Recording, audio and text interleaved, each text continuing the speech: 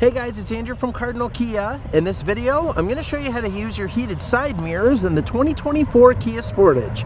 I have in front of me here an EX Premium all-wheel drive in Snow White Pearl. Let's get started. Okay, so to start us off, we are going to head down in the control center here. Now, this doesn't matter whether we have the climate controls showing or the infotainment or media controls showing.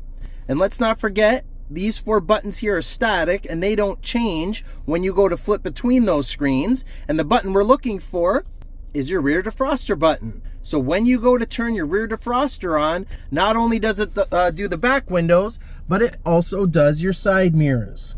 A lot of people don't realize when you turn on the rear defroster, that does include your side mirrors. So that's how you have heated side mirrors.